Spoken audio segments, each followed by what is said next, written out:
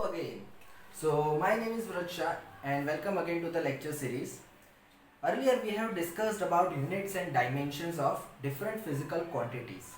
तो आपने उसके अंदर अलग अलग फिजिकल क्वांटिटीज का फिजिकल डायमेंशनल फॉर्मूला कैसे निकालना है, ठीक है, उसके ट्रिक्स एंड ट्रेंड्स जरूर देखी होगी. अगर नहीं देखा है तो इसी प्लेलिस्ट में अवेलेबल है. First 3 videos are of dimensional formulas. ठीक है, फिजिकल क्वांटिटीज की यूनिट्स और उसकी डायमेंशन के बारे में हमने उसमें डिस्कस किया है. अभी हम बात करने वाले इस लेक्चर के बाद, इस वीडियो लेक्चर के बाद और उसके आगे वाले लेक्चर्स में मेजरमेंट्स के बारे में. ठीक है, तो बेसिकली मेजरमेंट्स हम क्यों करते हैं? क्योंकि अगर आप किसी चीज़ को डिस्क्राइब करना चाहते हो तो आपको पता है क्या दो चीज़ रिक्वायरमेंट है, उसका यूनिट और उसकी मैग्नीट्यूड. तो मैग्नीट्यूड के लिए हमें मेजरमेंट्स चाहिए. तो बेटा मेजरमेंट्स के लिए कुछ स्टैंडर्ड्स होते हैं. ठीक है, किसी भी एक स्टैंडर्ड को डिफाइन किया जाता है कि ये हमारे स्टैंडर्ड वैल्यू है और उसके अकॉर्डिंगली दूसरी चीज़ों को उसके रिस्पेक्ट में हम स्टडी करते हैं. ठीक है, तो मेजरमेंट्स में हम 3 फंडामेंटल फिजिकल क्वांटिटीज का मेजरमेंट कैसे किया जाता है प्रैक्टिकल में, ठीक है, प्रैक्टिकल लाइफ में, वो हम इस चैप्टर के अंदर देखने वाले हैं. और उसमें से बड़ी रेंज में यानी कि मैक्रोस्कोपिक वर्ल्ड और माइक्रोस्कोपिक वर्ल्ड, ये दो वर्ल्ड में इन मेजरमेंट्स को कैसे किया जाता है, बिकॉज ऑर्डिनरी इंस्ट्रूमेंट्स इसको नहीं कर पाएंगे. तो वो चीज़ें हम डिस्कस करने वाले हैं. कौन से 3 फंडामेंटल क्वांटिटीज जो है जिसका मेजरमेंट हम देखने वाले हैं, that are mass, length and time. ठीक है, जिसमें से मास और टाइम हम इस लेक्चर में कंप्लीट कर देंगे, लेकिन लेंथ की प्रैक्टिकल एक्सपेरिमेंट्स भी काफ़ी है जो आपके करिकुलम में है, तो उसके लिए मुझे एक सेपरेट वीडियो बनाना पड़ेगा जो कि आने वाला वीडियो लेक्चर आपका होगा. ठीक है, तो बात करते हैं हम मास और टाइम की. सबसे पहले स्टार्ट करते हैं मास से. Measurements of mass. बेटा आपने मास का मेजरमेंट आपको पता है, kilogram is the standard unit. तो उसको डिफाइन कैसे किया गया, वहां से हम स्टार्ट करते हैं. सबसे पहले उसे ग्रेव की ओर डिफाइन किया गया था. और 1 ग्रेव क्या होता था कि 1 क्यूबिक सेंटीमीटर आपको क्या ले लेना है, H2O ले लेना है. ठीक है, 1 क्यूबिक सेंटीमीटर क्या ले लिया आपने, H2O. या तो आप उसको वाटर कहोगे या तो आप उसको आइस कहोगे, dependent on its state. At 0 degree Celsius. ये सारा आर्बिटरी है, कोई इसमें पैटर्न या कोई ऐसी सोच नहीं है कि जिसके वजह से 0 डिग्री ही लिया गया था. It was just an arbitrary measurement जो लेबोरेटरी में प्रिपेयर किया गया था. और इस यूनिट को उन्होंने क्या बोल दिया था, यानी कि ये जो वाटर है जो 1 क्यूबिक सेंटीमीटर, वो उतना जो वाटर होगा उसका जो मास है उसे उन्होंने 1 ग्रेव बोल दिया था. This was defined as 1 grave. ये बहुत ही आर्बिटरी मेजरमेंट था. ठीक है, फिर उन्होंने सोचा कि यहाँ पे डेंसिटी इसकी मैक्सिमम नहीं होगी. Basically at that time many measurements were taking place, यानी कि बहुत सारे सिस्टम्स थे जिसके अंदर सभी ने अलग अलग अपने अपने हिसाब से दिए हुए थे कि भाई ये हमारा स्टैंडर्ड है, हम इस स्टैंडर्ड से चलेंगे. ठीक है, फिर क्या हुआ, उन्होंने उसको थोड़ा और मॉडिफाई किया. इसी चीज को उन्होंने क्या किया, 4 डिग्री सेल्सियस पे लिया. क्योंकि आपको शायद पता होगा कि वाटर 4 डिग्री सेल्सियस पे एनामोलस प्रॉपर्टी दिखाता है जब उसकी डेंसिटी मैक्सिमम हो जाती है, यानी आइस से भी ज्यादा डेंसिटी होगी वाटर की एट 4 डिग्री सेल्सियस. ठीक है, तो 4 डिग्री सेल्सियस पे 1 क्यूबिक सेंटीमीटर वाटर जितना मास क्रिएट करेगा उसे उन्होंने बोल दिया 1 ग्राम. तो बेटा यहां पे से सबसे पहले ग्राम का यूनिट डिफाइन किया गया है. ठीक है, यहां पे से सबसे पहले ग्राम का यूनिट डिफाइन किया गया है. अब बात करते हैं कि इसको मेजर कैसे करेंगे, यानी हमारे आजू बाजू जो चीजें हैं उनको इससे कैसे अफेक्ट पड़ेगी. तो उन्होंने क्या किया, लेबोरेटरी में ये लिया एक पीस और उसके सामने इक्विवेलेंट एक और मटेरियल ले लिया जिसको एक पर्टिकुलर शेप दे दिया और जो नॉर्मल टेम्परेचर पे भी एग्जिस्ट कर सकता है, जैसे कि लोहे की चीज हो गई. ऐसी काफी सारी चीजें हैं जो नॉर्मल टेम्परेचर पे एग्जिस्ट करती है बट वाटर नहीं कर सकता. ठीक है, तो उन्होंने उनको एक प्रॉपर शेप मिल गया और वो टेम्परेचर पे वो इजीली उसको यूज कर सकते थे. ठीक है, बस फिर तो क्या करना है, अब आप ही सोचो कि बेटा 1 ग्राम के आसपास क्या होता है, वीट गेहूं का दाना होता है, मटर के दाने होते हैं, यानी छोटी छोटी चीजें होती है. वो नॉर्मल 1 या 2 लोगे आप तो वो ग्राम के हिसाब में आएगा। ठीक है, तो क्या करेंगे, जैसे कि मेरे को 5 ग्राम चाहिए, तो मैंने ऐसे 5 बॉटल्स रख दिए। ठीक है, सीरीज में, मतलब लाइन में 5 बॉटल रख दिए ऐसी 1 ग्राम के, और वो 5 ग्राम के सामने मैंने यहाँ पे बहुत सारे मटर के दाने ले लिए। तो अब ये जितने मटर के दाने हैं वो 5 ग्राम के होंगे, क्योंकि मैंने यहाँ पे 5 रखा था और ये दोनों बैलेंस हो गए। That means they are both are of equal mass. ठीक है, तो ये एक तरीका था। बट नॉर्मली जब हमने देखा कि हमारी आजू बाजू की लाइफ में जितनी भी चीजें थी वो इससे काफी हैवी थी। ठीक है, जैसे कि अगर ये पेन की बात कर लो तो ये 50 से 100 गुना इससे भारी है, जो कि हमारे आजू बाजू की सबसे हल्की चीजों में से एक है। टेबल की बात कर लो, घर की बात कर लो, बहुत हैवी ऑब्जेक्ट्स है।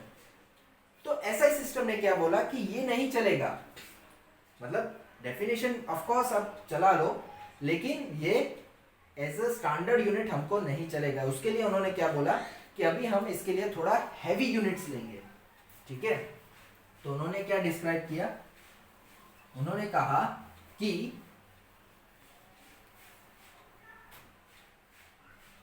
1 kg, आपको पता ही होगा ऐसा सिस्टम क्या है। अगर नहीं पता है तो फटाफट से ऊपर के 3 वीडियो देख लेना, उसमें पता चल जाएगा। ऐसा सिस्टम ने क्या बोल दिया कि 1 kg way kilo is a prefix.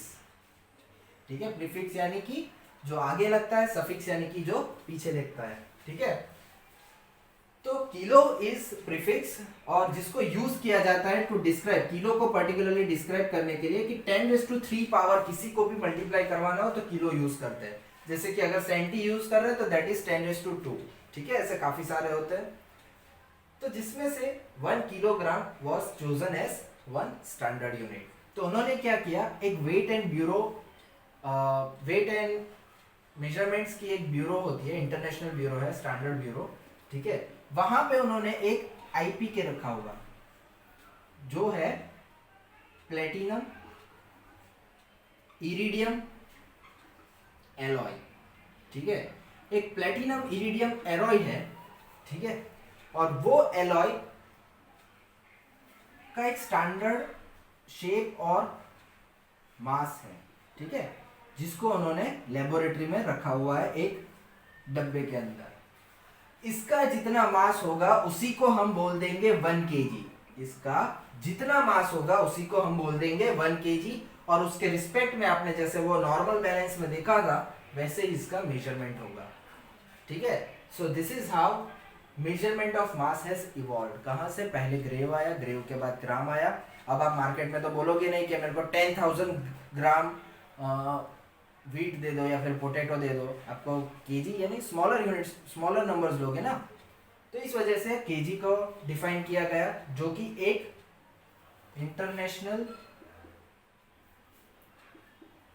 Internationally accepted prototype पे डिपेंड करता है। प्रोटोटाइप क्या होता है, एक्चुअल में एक वर्किंग मॉडल होता है ना, उसे प्रोटोटाइप बोलते हैं। तो एक्चुअल में एक वर्किंग प्रोटोटाइप है जिसके ऊपर से 1 kg को डिफाइन किया गया है। ठीक है, तो यहां से हमें पता चला कि मास का मेजरमेंट कैसे इवॉल्व हुआ। तो ये हमारी नॉर्मल लाइफ में जितने भी मेजरमेंट्स हैं हम केजीज में करते हैं। ठीक है, बहुत ही रेयर मेजरमेंट्स हम ग्राम में यूज करते हैं। The another unit based on this is pound. You might know if you see the WWE, अगर आप WWE देखते हो तो आपको पता ही होगा pound is also such type of unit. तो अभी केजी हमने डिफाइन कर लिया। ठीक है, तो उसके रिस्पेक्ट में आप मास में नॉर्मल बैलेंस से, यानी कि वो जो तराजू होता है, ठीक है, मार्केट में आपने देखा होगा वो तराजू होता है, उसके ऊपर से वो लोग कंपेयर करके सारी चीजों का मास निकाल लेते हैं। ठीक है, तो आई गेस आपको नॉर्मल वर्ल्ड में जितने भी अवेलेबल ऑब्जेक्ट्स है उसके 1 kg को कैसे डिफाइन किया गया है वो आपको समझ आ गया होगा। ठीक है, आगे बात करते हैं measurement of mass of large objects. बड़े बड़े जो ऑब्जेक्ट्स होते हैं उसका मास कैसे मेजर करेंगे आप, है ना, वो तो एक बहुत ही डिफिकल्ट चीज है। फॉर एग्जांपल अगर आप नॉर्मल बैलेंस की बात करो तो बहुत ही हाईली एक्यूरेट प्रिसाइज मेजरमेंट लेके आओगे या फिर इंस्ट्रूमेंट, तो वो 0.1 kg तक करेगा। तो मान लो वो 10⁻⁻, चलो ग्राम में भी कर सकता है, तो 0.1 ग्राम तक यानी कि 10⁻⁴ kg तक मेजर कर सकेगा। हैवी में बात करो तो 1000 टन तक 10⁻³ टन यानी कि 10⁻6 kg तक, इससे ज्यादा हैवी ऑब्जेक्ट कोई इंस्ट्रूमेंट मेजर नहीं कर पाएगा, उसके ही वजन से वो दब जाएगा। ठीक है, तो यहाँ से हमें पता चल रहा है कि इस रेंज के बियॉन्ड हम मास को डायरेक्टली नहीं मेजर कर सकते, तो उसके लिए हमें इनडायरेक्ट मेजरमेंट्स की मेथड यूज करनी पड़ेगी। ठीक है, तो उसमें से बहुत सारी मेथड्स है वैसे तो, बट मैं सिर्फ 2 मेथड एक्सप्लेन करने वाला हूँ, जिसमें से पहली मेथड इस चैप्टर में होगी और दूसरी मेथड इस सेमेस्टर के एक चैप्टर में होगी। ठीक है, with the help of density, and second method is with the help of gravitation. जो एस्ट्रोनॉमिकल सारे ऑब्जेक्ट्स है, जैसे कि एस्ट्रॉइड है, स्टार्स है, प्लैनेट्स है, वो सारी चीजें का मेजरमेंट, मास का मेजरमेंट कैसे किया जाता है, with the help of gravitation and not the density, क्योंकि वहां की डेंसिटी हम मेजर नहीं कर सकते। ठीक है, तो बेस्ड ऑन ग्रेविटेशन वो सारी चीजें मेजर की जाती है। तो वो वाला हम 8 चैप्टर जो है ग्रेविटेशन, उसमें स्टडी करेंगे। अभी बात करते हैं कि डेंसिटी के मेथड से हम कैसे उसको डिटरमाइन करने वाले हैं। तो बेटा डेंसिटी क्या होता है, how density is defined, density is defined as mass occupied by an object or by mass occupied, it is defined as mass occupied per unit volume is known as density। ठीक है, आप continue करके अपनी notes में लिख सकते हो, it is defined as mass occupied per unit volume.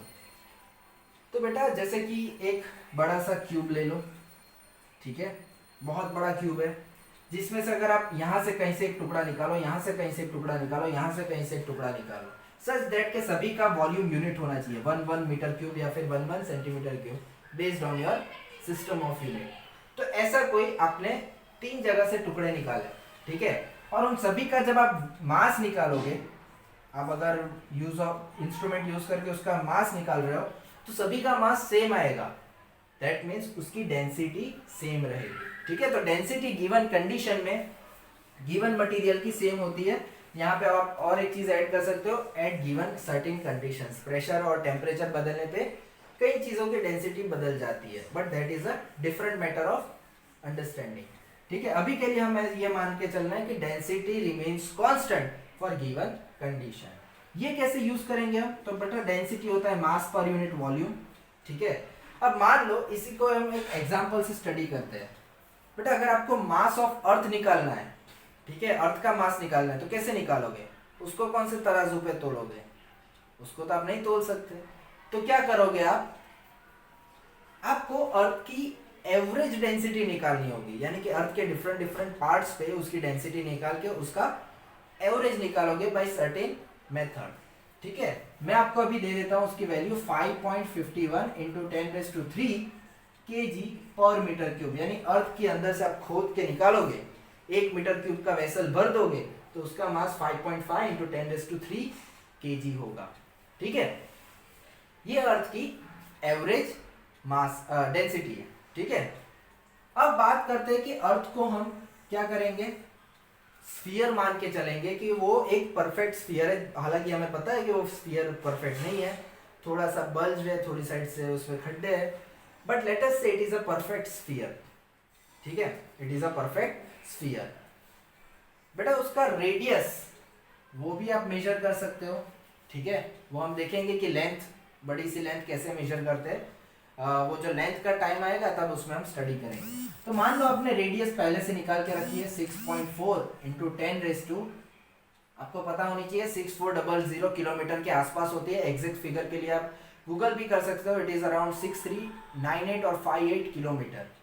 ठीक है, तो मैंने 63400 ले लिया kilometres, so I can write it is 10⁻6 metres. ठीक है, ये उसकी डेंसिटी हो गई, ये उसकी रेडियस हो गई। अब मैंने स्फीयर इसको परफेक्ट स्फीयर मान के चला है। अब मैं यहाँ पे क्या बोल रहा हूँ बेटा, एवरेज मास निकालना है। ठीक है, एग्जैक्ट मास नहीं निकालना है। आपने वो कहावत का मैंने अभी बोला ही था आपको कि लाख में एक चलता है। ठीक है, लाख में 1 रुपए का आसपास चलता है एरर। तो इसमें भी ऐसा ही होगा, अगर एरर आएगी वो 500-700 ग्राम की एरर या फिर किलो की एरर आएगी। ठीक है, मान लो 10,000 किलो की भी एरर आ रही है, वो इसके मास के सामने बहुत छोटा होगा। ठीक है, तो हमने क्या मान लिया, इसको एक परफेक्ट स्फीयर मान लिया। बेटा डेंसिटी क्या होता है, मास अपॉन वॉल्यूम। तो मास क्या हो जाएगा, डेंसिटी मल्टीप्लाइड बाय वॉल्यूम। अब आपके पास डेंसिटी अवेलेबल है, रेडियस अवेलेबल है, तो वॉल्यूम निकाल पाओगे परफेक्ट स्फीयर के लिए। कैसे निकालोगे, 4/3 पाई आर क्यूब।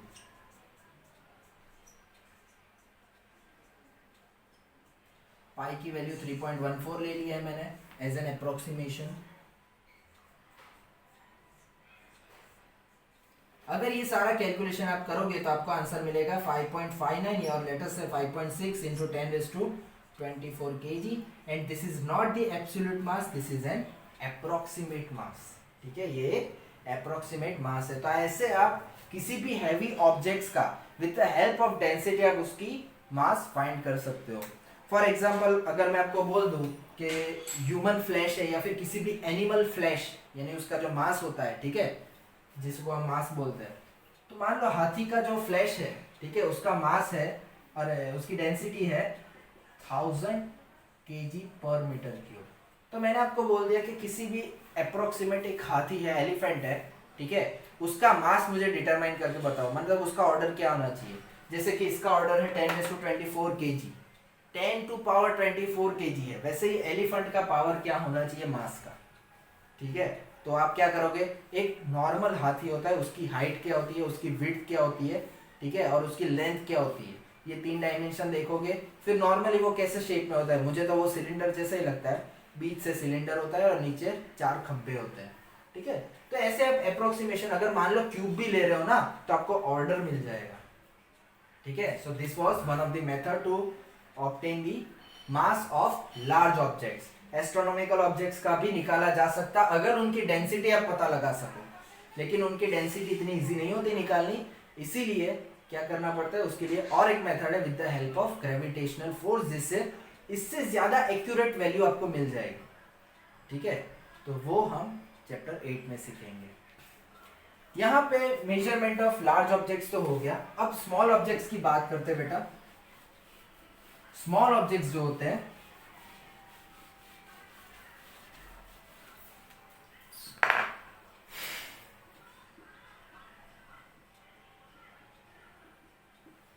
स्मॉल ऑब्जेक्ट्स, तो स्मॉल ऑब्जेक्ट्स को मेजर करने के लिए सबसे पहले उसका कन्वीनियंट यूनिट चाहिए। जैसे कि अभी मैं एक एटम की बात करूं तो उसका केजी तो उसके लिए बहुत बड़ा यूनिट हो जाएगा, 1 केजी में तो कितने सारे एटम्स आ जाएंगे।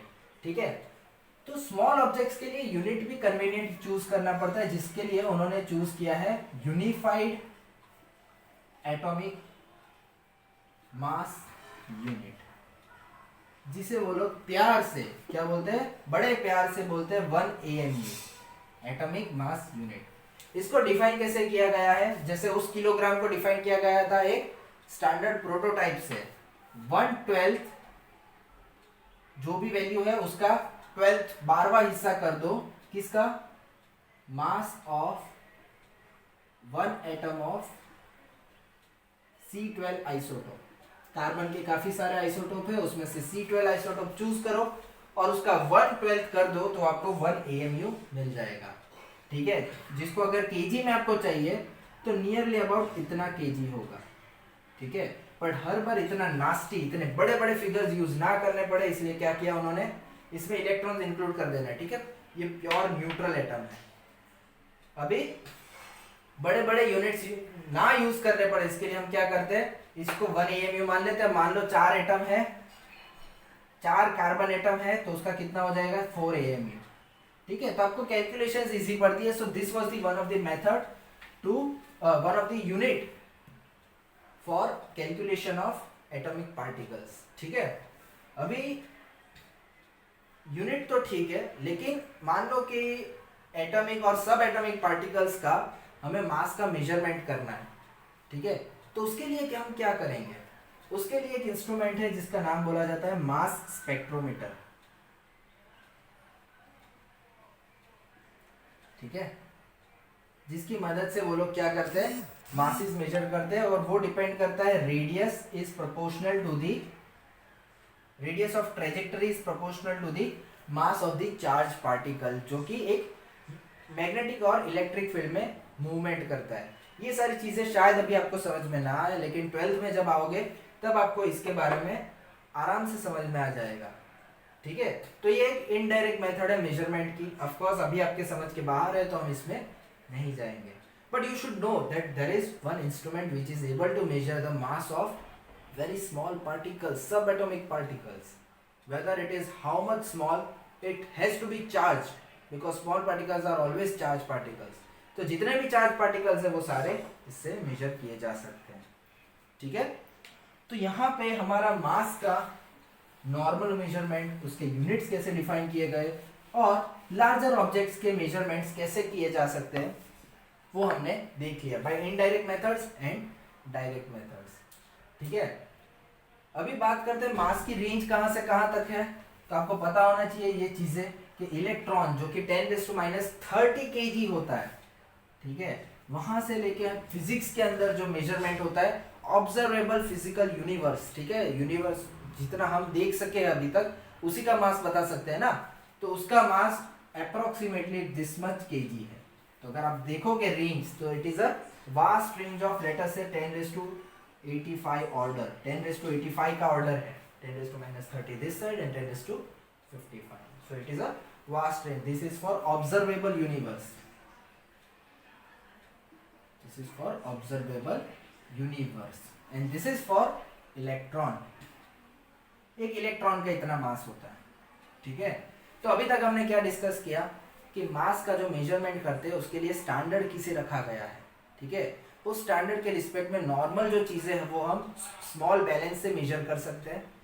बहुत स्मॉल ऑब्जेक्ट है तो उसके लिए मास स्पेक्ट्रोमीटर है, बहुत लार्ज ऑब्जेक्ट है तो उसके लिए दो इनडायरेक्ट मेथड अभी तक हमने स्टडी की है इस वीडियो के अंदर। बेटा ये सारी चीज़ें मैंने नोट्स बना के नीचे लिंक के अंदर मैंने पीडीएफ में प्रोवाइड की है, तो अगर आपको लिंक अपनी नोट्स बनानी है, ठीक है, उसका रेफरेंस चाहिए तो आप उस लिंक पे क्लिक करके उधर से डाउनलोड कर सकते हो। ठीक है, फिर पीडीएफ फॉर्म में अवेलेबल है। अब बात करते हैं, यहाँ पे मास का कंप्लीट हो चुका है। ठीक है, अगर आपके पास कुछ नई चीज़ हो जानने के लिए तो आप कमेंट में ज़रूर बता सकते हो, मुझे बहुत खुशी होगी, मुझे कुछ नया जानने को मिलेगा। ठीक है, सिमिलरली अब हम आगे बात करते हैं मेजरमेंट ऑफ टाइम। ठीक है, लेंथ को हम नेक्स्ट वीडियो लेक्चर में लेंगे क्योंकि वो बहुत बड़ा टॉपिक है, उसमें भी दो या तीन पार्ट मुझे बनाने पड़ेंगे, क्योंकि हम जितने भी चीज़ करते हैं ना बेटा सारा कंसेप्ट क्लियर करने के लिए करते हैं, सिर्फ ऊपर ऊपर से नहीं करते। अगर सिर्फ मुझे ऊपर ऊपर से कराना होता तो मैं ये सारे टॉपिक आते ही नहीं आपको। ठीक है, लेकिन हम एक एक चीज़ को पकड़ पकड़ के करेंगे। अब बात करते हैं मेजरमेंट ऑफ टाइम। तो बेटा टाइम को मेजर करने के लिए कैसे डिफाइन किया जाए, व्हाट इज 1 सेकंड, 1 सेकंड को मैं कहाँ से लेके आऊँ, कहाँ से ढूंढ के आऊँ। तो सबसे पहले सबसे एंशियंट जो बहुत ही नॉर्मल था ह्यूमन के लिए, बाय देयर इंट्यूशन देख के वो लोग अंदाजा लगाते थे, वो सबसे पुराना यूनिट टाइम का था 1 दिन। यानी कि सुबह से सुबह एक बार उजाला हुआ पूरा खत्म होके वापस उतना ही उजाला हो तो उसे वो लोग 1 डे बोल देते थे। ठीक है, this was the most standard and oldest unit of time that was utilized. उनको साल में कुछ समझ में नहीं आता था, उनको इतना पता चलता था कि मुझे पेट भरना है एक दिन से दिन के इंटरवल में, ठीक है, जिंदा रहने के लिए। तो ऐसे सबसे पहले 1 डे, फिर धीरे धीरे उनका दिमाग और चलने लगा तो उन्होंने एक दिन को 24 हिस्सों में बांट दिया। ठीक है, तो एक दिन क्या बन गया अभी 24 आवर्स। अब ये 24 ही क्यों किया, क्योंकि वो 2 से 3 से 4 से ऐसे नंबर से डिविजिबल है जो उनको रिक्वायर्ड थे, क्योंकि एक दिन में मुझे 2 बार मील करना है, 3 बार नहाना है वगैरह वगैरह उनकी थियरीज रही होंगी। ठीक है, प्रिमिटिव थॉट्स है तो इस हिसाब से आप थोड़ा दिमाग लगाओगे आपको समझ में आ जाएगा। वैसे ही फिर उन्होंने और भी छोटे टाइम में किया क्योंकि उनको देख रहा था कि सडन चेंज क्या होता है, तो उन्होंने 1 घंटे को 1 आवर को 60 मिनट्स में डिवाइड किया।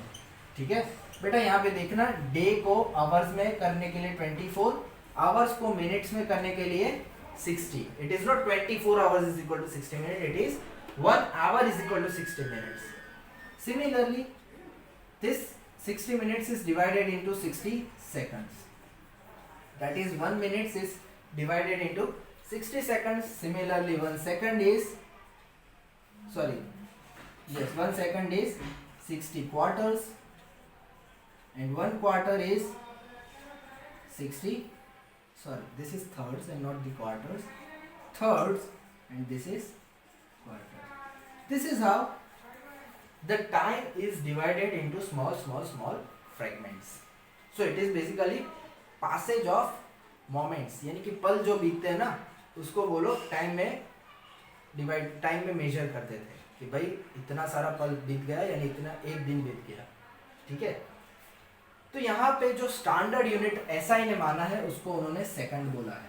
अब बेटा स्टैंडर्ड यूनिट जब आप ले रहे हो, वो भी सेकंड, टाइम जैसे इंपॉर्टेंट पैरामीटर का, तो ऐसा होना चाहिए कि वो चेंज ना हो ज्यादा से ज्यादा। जितने भी स्टैंडर्ड आप लोगे, ठीक है, किसी भी चीज को रेफरेंस बनाना है तो वो रेफरेंस कैसा होना चाहिए, वो चेंज नहीं होना चाहिए लंबे टाइम तक, ठीक है। तो उनको एक ऐसी फिनोमिनन देखनी थी कि जो सेम रिजल्ट देता है किसी भी इनफाइनाइट टाइम पीरियड तक, ठीक है। तो उन्होंने क्या किया, इस सेकंड को कैसे डिफाइन किया, पहले तो हम देख लेते हैं कि ओरिजिनल डेफिनेशन कहाँ से आई थी। ओरिजिनल डेफिनेशन ये थी कि 1 सेकंड इज कि भाई एक दिन का इतना हिस्सा कर दिया था, ठीक है, एक पूरे एवरेज यानी कि duration of mean day, average जो एक दिन होता है उसके इतने टुकड़े करोगे तो आपको 1 सेकंड मिलेगा। लेकिन ये बहुत ही अप्रोक्सीमेट है, क्योंकि दिन कभी बड़ा होता है, दिन कभी छोटा होता है, डिपेंड ऑन पेरिजी एंड एपोजी, ठीक है। So this is 1/86400 part of duration of mean day, ठीक है। ये उन्होंने एक जनरल डेफिनेशन दी थी 1 सेकंड की, पर उसके बाद उसको रीडिफाइन कर दिया गया, ठीक है। उसके बाद उसको रीडिफाइन कर दिया गया। कैसे रीडिफाइन किया गया, तो जैसे कि सारे एटम्स होते हैं उनके ग्राउंड स्टेट होते हैं, आपको शायद केमिस्ट्री में अभी तक आ गया होगा, न्यूक्लियस के अराउंड इलेक्ट्रॉन्स होते हैं, ठीक है, और वो इलेक्ट्रॉन्स ऑर्बिट में घूमते हैं। वो इलेक्ट्रॉन्स की क्या होती है, ग्राउंड स्टेट होती है, एक ऑर्बिट होती है कि जिसके अंदर इलेक्ट्रॉन्स रहते हैं।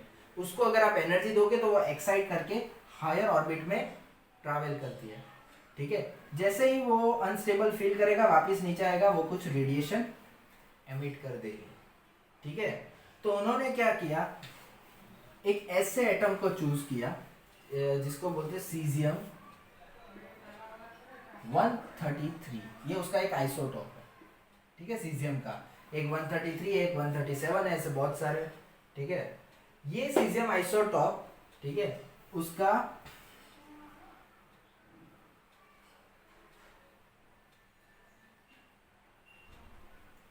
इतने पीरियड्स ऑफ रेडिएशन